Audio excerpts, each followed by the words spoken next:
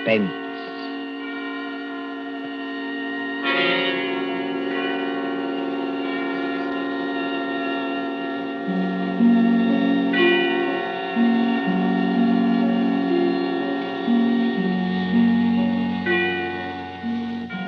The hushed voice and the prowling step in the dead of night. The crime that is almost committed. The stir of nerves at the ticking of the clock. The rescue that might be too late, or the murderer who might get away. Mystery and intrigue and dangerous adventure. We invite you to enjoy stories that keep you in suspense. For Suspense, tonight we present The Body Snatchers by John Dixon Carr.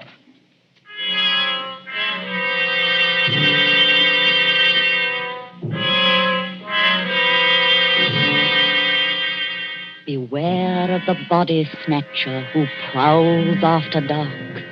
Beware of the graves he robs. Beware of the murders he commits to provide new corpses for the doctors. Up to the year 1832, the body snatchers terrorized England. According to the law, only 4 bodies a year could legally be supplied to the surgeons for anatomical study. And even these were a monopoly granted to the Barbers and Surgeons Company of London. But the study of surgery had to go on. In hundreds of medical schools all over England, perfectly reputable doctors were compelled to buy bodies and ask no questions. In 1828, burst the scandal of Burke and Hare, who found grave robbing too slow and murdered 16 persons in order to supply Dr. Knox of Edinburgh. And so, out of basic good purpose, sprang the evil of the body snatcher.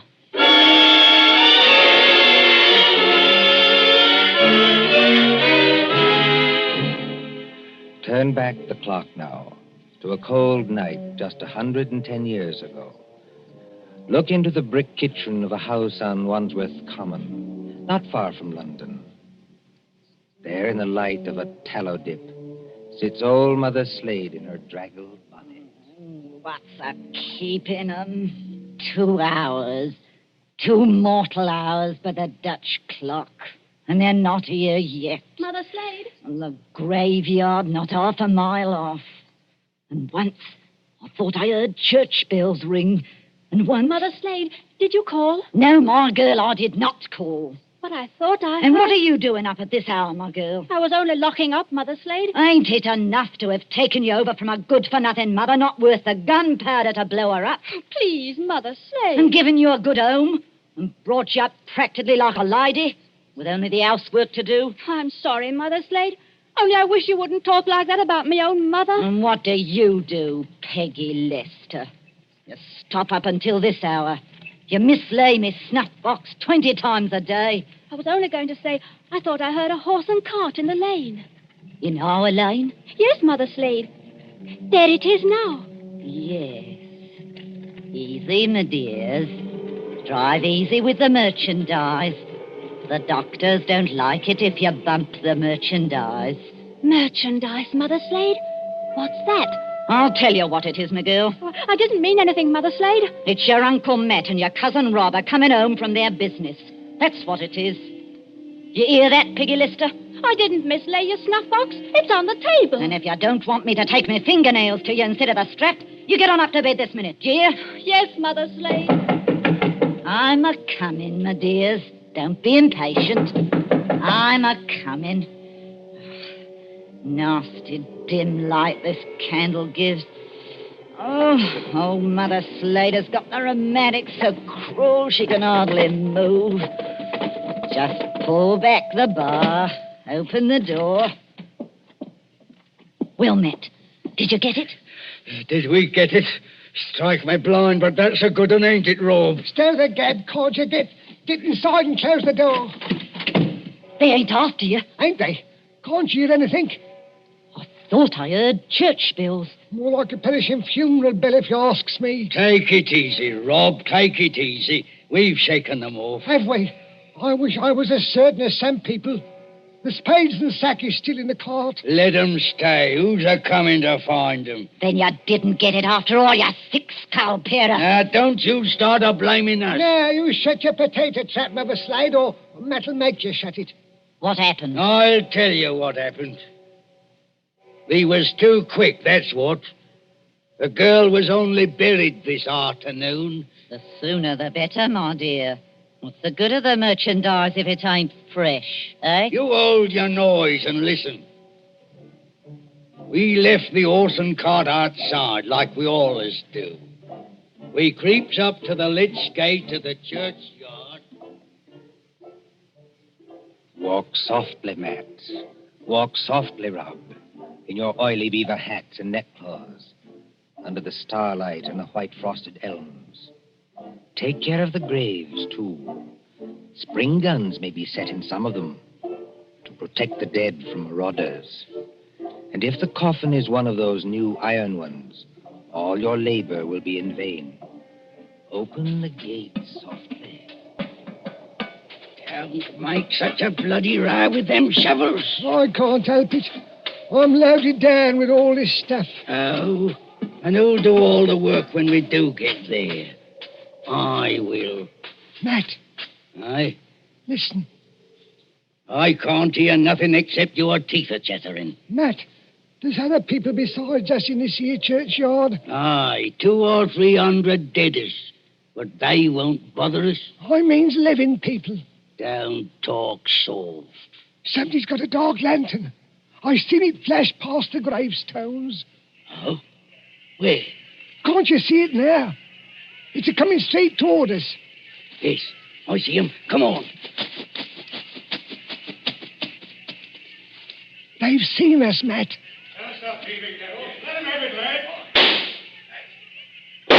Easy, does it, Rob. Down behind the gravestones. Crouch down. They can't shoot through stone. Matt, it says here, sacred to the memory It's of... the girl's relatives. They've been watching her grave. All the way, boys. They want to get out now, they'll have to climb the wall. Oh, Struth. If only I had me Barkers. First time in 2 years I've gone without a brace of pistols, and this happens. But you ain't got your barkers, Matt Patterson. I got what's just as good. Give me a shovel. What are you going to do? Charge 'em. This here shovel's got a nice edge. Oh, you daft. They'll have to take time out to reload, won't they? Hear that? Somebody started the bell. That'll bring down every peeler within a mile. If you want a tithing ticket and a neck in a rope, stop where you are. But if you don't want to get scragged before your time, follow me. That's all there is to it, Mother Slade. We went out by the gate, and blow me if they could stop us. You perishing numbskulls. Did they recognize you? No, we had our neckerchiefs round our eyes. And did you do it? I don't know. There's blood on the shovel. No, there ain't, Mother Slade. I wiped it off. Anyway, we're here. What I want now is a Christian fire to sit by, and a drop of spirits to warm my stomach. There's no spirits in the house, Matt Patterson. Don't you lie to me, you ugly mouth. Let go of me hand, Matt Patterson. I'm warning You better you. let it go, Matt. There's no spirits. Only half a loaf of bread. Don't I know it? I haven't tasted a drop of gin all day. And the black dog's on me back. Well, Hark at what I say. The doctor was promised a corp tonight. All right, dearie, he gets a corp tonight. Oh, there's that funeral bell again. what's the clock, old hag? Come on, spit it out. A nice young corp without any trouble or bother. Aye. What about young Peggy upstairs? Strike me blind. What about it, eh? You'd have to be mighty careful. Why? You'd have to smother her with a pillow while I sit on her legs. That's what Burke and Eyre done up in Edinburgh. Then you don't leave any marks on them. Here. See? Here, off a tick. Wait. What? If the doctors see they've been polished off, just plain murdered, they won't have nothing to do with it. Leastwise, they don't like it. Like it or not, dearie, they all do.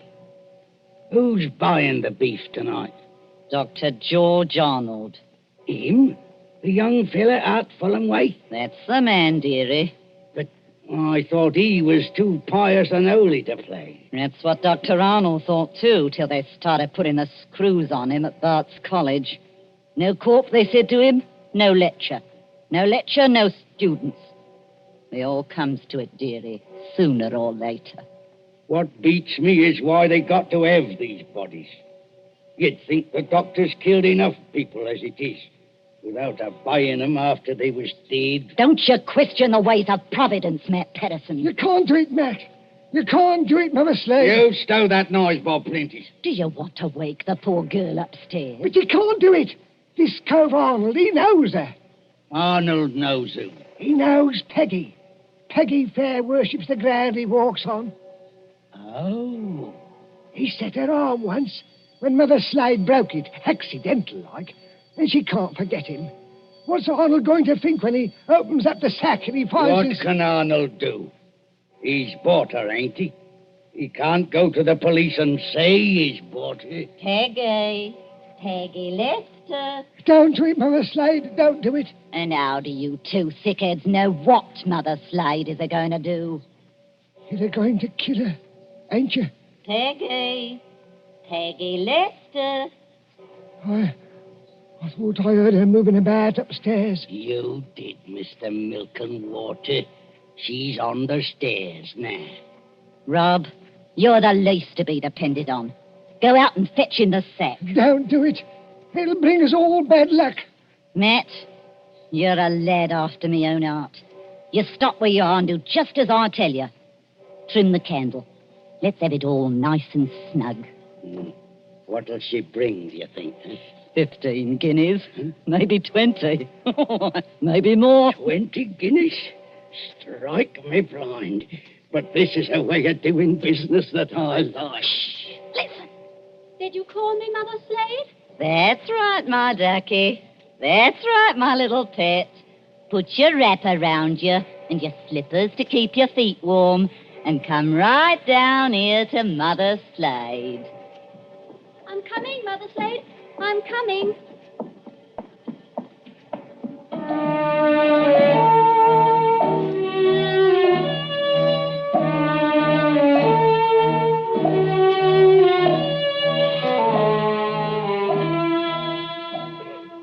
Who in those times would be a surgeon and still be an honest man? At that drugged hour of the night, look into the sitting room of a spacious house. Many candles are still alight there, though they have burned down nearly to their silver sockets. There is Chinese paper on the walls and a Turkey carpet underfoot.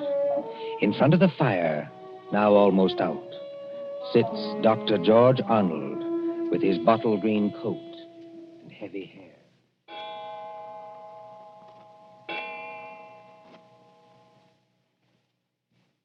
Dr. Arnold, sir. I beg your pardon, Mrs. Tancred. Dr. Arnold, sir. It's gone 2:00. Yes, so it has. You've got a lecture to deliver tomorrow, and you'll be all worn out. Why don't you go on up to bed? Mrs. Tancred, Yes, sir? you're a jewel of a housekeeper. I admire you, and I can't do without you, but would you please go away and let me alone? Sure, I'm very sorry, sir. No offense intended. Stop. I shouldn't have said that. I'm thinking too much, perhaps. And smoking too many cigars, if you'll excuse me. Why must they keep tolling that bell at East Hill Church? Why must they keep it up all night? Well, sir, Elsie says the parson told them to do it. Elsie. Wait. Who is Elsie? Dr. Arnold, sir. I know you're always up in the clouds, mooning over books and whatnot, but I did think you'd recognize the name of your own parlour maid. Oh, that Elsie. I see. Well? Elsie says it's because of the murder in the churchyard. What murder? 2 resurrection men. Body snatchers, sir. Oh, you wouldn't know anything about such people. No, of course not. They were caught trying to rob a grave, but they got away. One of them was a horrible big fella. split Willie Kendrick's head open with the edge of a shovel. Is anything wrong, sir? No, not exactly. Well, I thought for a second, seeing how you looked. Did they get the body? Yes, sir. It was Willie Kendrick. His head was split open with a shovel. No, I mean, did these resurrection men get what they were after? No, sir. Thank God. Oh, you may well say that, Doctor. I wasn't exactly speaking in the religious sense, but never mind. What Elsie says, there are what she calls peelers all over the place. Peelers? Yes, these new policemen. After Sir Robert Peel. And somebody from the new detective police that they're using instead of the Bow Street runners. Well, Mrs. Tancred, I'm going to smoke one more cigar, and then I'm going to bed. Very good, sir. You see, sometimes you give orders, then it's too late to recall them. Whatever the medical practice is, you can't look your conscience in the face afterwards. Then, I can't tell you how or why, a miracle comes along and saves you, and you're free, What was that? Sounds like a horse and cart in the drive, sir. Mrs. Tancred. Yes, Doctor? Will you please go upstairs? Now, make haste. Well, if it's visitors, sir, or even a patient... Mrs. Tancred, you heard my instructions. Obey them. Sir, there's the front door Yes, bell. I heard it. For the last time, go away. I will admit whatever visitors we have. Yes, sir.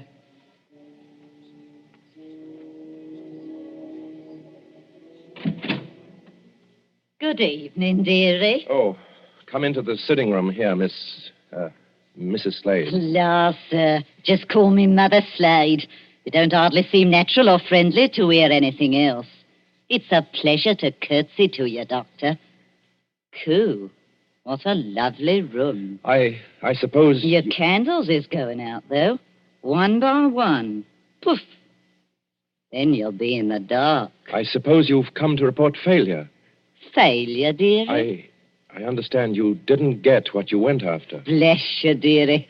We got something just as good. Finest piece of merchandise you ever saw. You haven't got it here. Bless you, dearie. Mother Slade always keeps her word.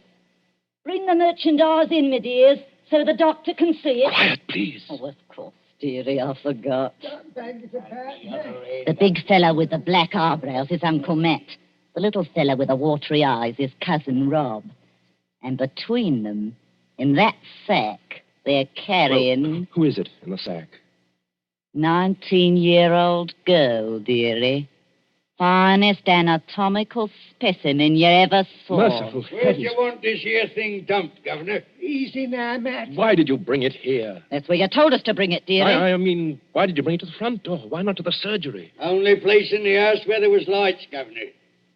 Hurry up now. Where do you want it? Well, take it Yes, dearie? over and put it in the cupboard there, where I'm pointing. This cupboard here, sir. Yes, then close the cupboard door. Shame on you two. Tracking your muddy boots over the doctor's lovely turkey carpet. Easy, my dears, easy now. All right, Robin. She goes. Don't bruise the merchandise. Whatever you do, don't bruise the merchandise. Right, me blind. What's the odds? She can't feel it now.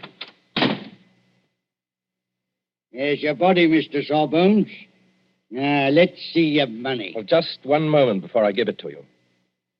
There ain't no itch in this, is there? Better not be. No, I made a bargain with you, and I'll stick to it. Thank ye. That's uncommon genteel of you. Kindly stand back, sir. You're 2 stone of fat heavier than I am, and you don't impress me. Easy, Matt. Take it easy. I want to ask only one question. Where did you get that body? That's a question, dearie, what people in your profession don't ask. Why not? 'Cause they don't dare. That's why.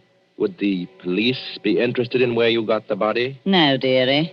Not half so interested in as where we brought it. To your house. It's your responsibility now. Yes, I suppose it is. The victim wouldn't be, by any chance, that pretty little girl you used to treat so unmercifully? You hold your noise about how I treated her. I was rather fond of Peggy. Strike me blind. I think the Sawbones... Oh, get out of this house, all of you. Go on, get out. Not without that money, dearie. It's 20 guineas now. There's money on the table under that newspaper. Take what you want, and get out of here before I... Oh, what was that? Aye. What was it? A late visitor, I imagine. Was you expecting anybody? Eh? No. Don't drop the lovely money, Rob. Don't drop it all over the carpet. Pick it up. So the back way are these? Yes, it's the way you should have come. Through that arch and down the passage. Thank you for the honour, Governor. And no games, mind you, if you know what's good for you. Good night, dearie. Remember, you've got the body now. Yes. I've got the body now.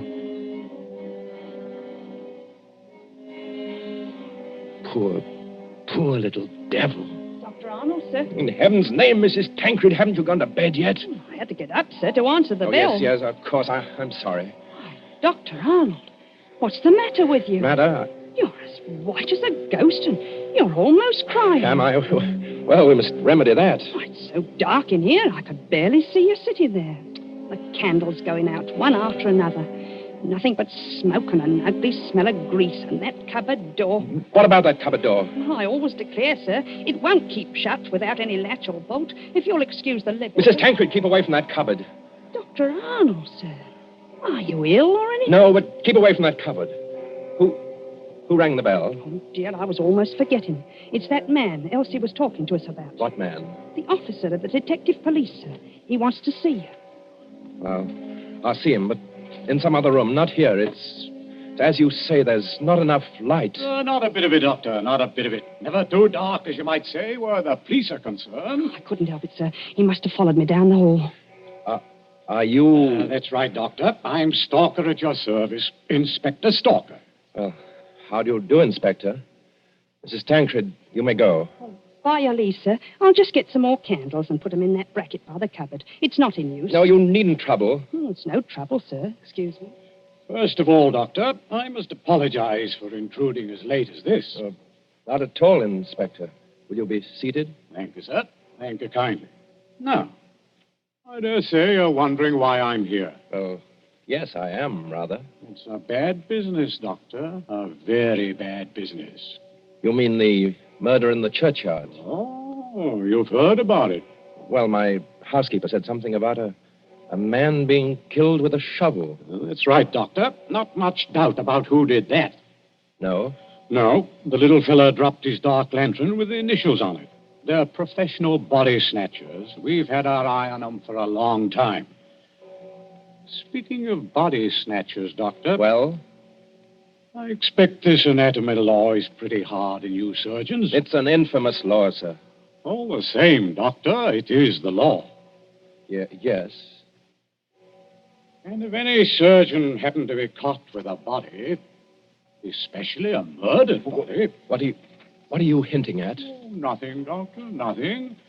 By your leave, I only want to ask a question. Well? What time did your friends leave? Now, come, Doctor. As one man of the world to another, do you see any green in my eye? You are not going to say you had no guests when their horse and cart are still at your front door. They didn't get away. No, Doctor, they didn't. They made a little reception committee as they left by the back door. Darbies on the wrists. Snap. Just as I might reach out and touch your wrist. Like this. What do you mean by darbies? Handcuffs. I've got a pair in my pocket. Gags into their mouths. That's to keep them from biting. Look, do we have to go on with this? You already seem to know everything I could tell you. Not exactly everything. I don't know, for instance, where you've hidden the girl's body. You're a very diligent man, Inspector Stalker. Thank you, sir. I try to do my duty. You said a girl? These gin-muddled degenerates have been watched every second since they left East Hill Churchyard. They hadn't a body then, but they brought one here. And there's only one other person who lives in the same house with them. Dr. Arnold, sir. Mrs. Tancred, listen to me. Yes, sir. Must you always break in with the most completely ill-timed entrances at all the worst period of my life? I was only trying to be helpful, sir. That's right, madam. Always be helpful. You had to have some light. Here's the candles, sir. 5 of them, in a big candelabrum. We can hang them in the bracket. Ma'am, hold up that light. Hold it high. Really, sir? I'm not in the habit of being spoken to as Hold it high, I tell you. Do as the inspector tells you, Mrs. Tancred. This is a very fine carpet you've got here, Doctor. Yes, others have admired it tonight. But it oughtn't to have footprints on it. Muddy footprints. Footprints leading from the door, past the sofa, past the hearth, over To that cupboard. Quite correct. I think that's done it, Dr. Arnold. I think it has, Inspector Stalker. We couldn't have proved anything against you for that churchyard business, but this... Let me open Bluebeard's cupboard, Inspector. Let me be the first to show you what's inside. You wanted a certain body. It appears you've come to the right place. Now, look. Lord Almighty. I'm the body, Mr. Police. Standing up, I'm very much alive. And I'm wearing a nice new dress that the doctor gave me. That I gave you. Don't say anything. Please don't say anything. Stop a bit, miss. Aren't you Peggy Lester? Yes. Just because the doctor has to be so terribly respectable, and a girl who's fond of him has to come here in secret. Wait a minute, everybody. Peggy Lester, you're lying. I am not lying. So that's it. Why didn't I guess it? It's the oldest body snatcher's trick in the world. Is it? Of course, the old pinch penny like Mother Slade couldn't sacrifice a good household grudge. Of course they brought the body here, instead of taking it to the surgery, where it might get locked up. Could you be persuaded, Inspector, to tell us just what you're talking about? The body snatcher, sir. Well, what about them? They take a living accomplice and put him into a sack and sell him to a green doctor as a dead man. Yes, but see here, They get the best price they can. Then in the middle of the night, that accomplice gets up and robs the doctor's house. And the doctor can't tell us because he's bought illegal goods. I never intended to go through with it. No, young woman? I tell you, I wasn't going to rob the house. They made me do this. I was going to tell Dr. Arnold. When I found out where they were taking me, I pretended to go through with it so I could warn the doctor. They can hurt so much, you'll agree to almost anything. Oh, that sounds like the truth, but it puts me in a funny position and no mistake. well, your three murderers, Inspector, seem to be leaving. Yes, they're leaving right enough. Trussed up like fowls and under guard.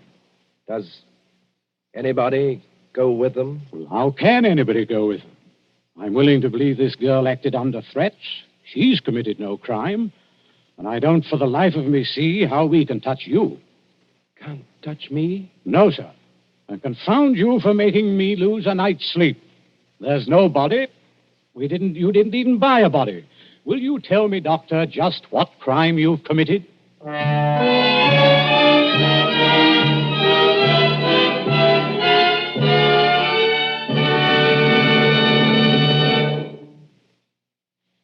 And so ends The Body Snatchers, a story of London at midnight, 100 years ago. And tonight's story of suspense.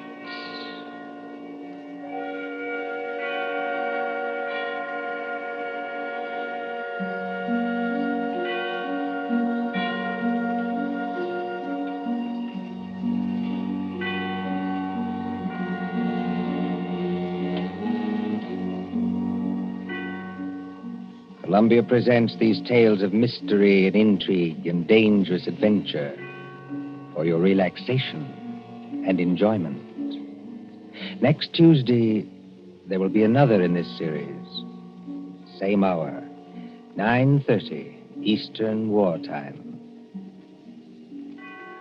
William Spear, the producer, John Dietz, the director, Alexander Semler, the composer, conductor, and John Dixon Carr, the author, are collaborators on